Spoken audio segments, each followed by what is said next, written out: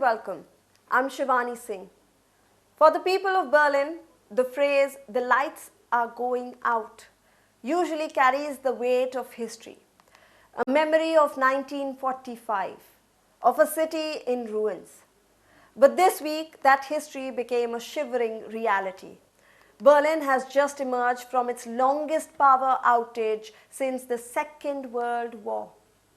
For 5 days in the middle of a brutal winter, with temperatures dropping to -9 degrees, tens of thousands of homes went dark. No heating, no hot water, no elevators, and in some cases, no life-saving medical equipment. This wasn't a technical glitch. It wasn't a natural disaster. It was a targeted, professional, and ideological strike. Now the German federal prosecutor has officially launched a terrorism investigation. Because when you deliberately cut the power to a modern metropolis in sub-zero temperatures, you aren't just protesting, you are waging war on the state. The target was a cable bridge in southwest Berlin. Early on Saturday morning, arsonists set fire to multiple high-voltage cables. It was a surgical strike on the city's nervous system. 45,000 households and over 2,000 businesses were instantly disconnected. The impact was so severe that the German armed forces had to be called in to assist. Public pools were turned into warming stations. Buses became mobile shelters, and then came the letter. A far-left extremist group calling itself the Volcano Group or the Volcano Group has claimed responsibility. They didn't hide behind the veil of mystery. They were loud. They said that they wanted to cut the Jews to the ruling class. They framed this as an act of climate activism, a protest against fossil fuels and the energy-hungry data centers of big tech. This is where the narrative of activism meets the reality of terrorism. The Volcano Group is a known entity. They have been at it since 2011. Last year, they paralyzed the Tesla gigafactory in Brandenburg. But this time, they didn't just hit a corporate giant. They hit care homes. They hit hospitals. They hit families with small children. Berlin Mayor Kai Wegner was blunt. He called them professional criminals. He said that this is already terrorism, and he is right.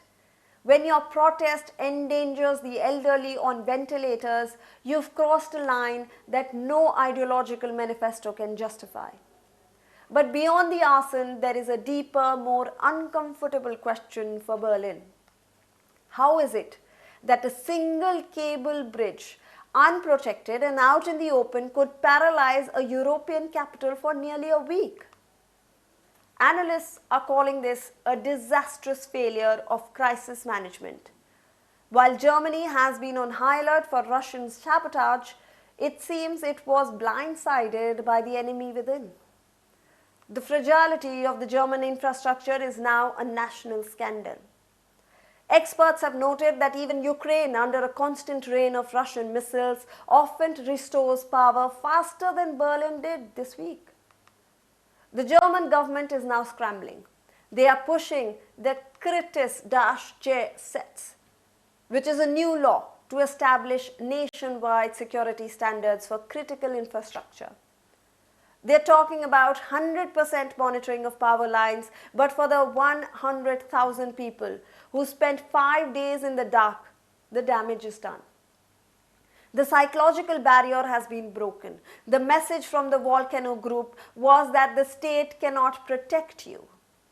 During this crisis, Berlin's emergency services had launched a large-scale response to support the residents affected by the blackout. The German army provided logistical assistance while charity groups helped organize shelters and distribute aid. People were offered warm accommodation in hotels, schools, and sports centers across the city. Public buses were also deployed as temporary warming shelters for those who needed a heated place to rest. Public swimming pools were opened round the clock so that residents could shower and stay warm.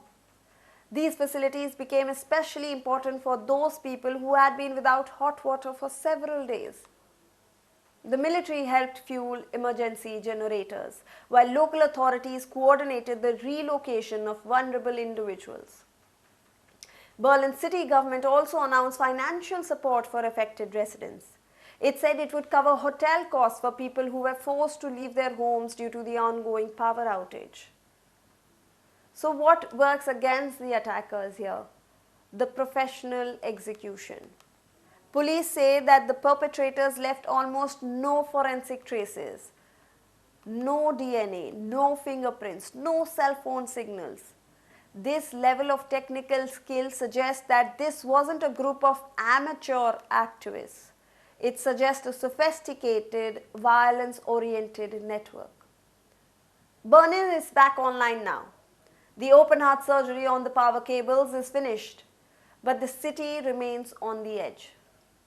This blackout has exposed two things: the radicalization of climate activism into domestic terrorism and the alarming vulnerability of the European heartland.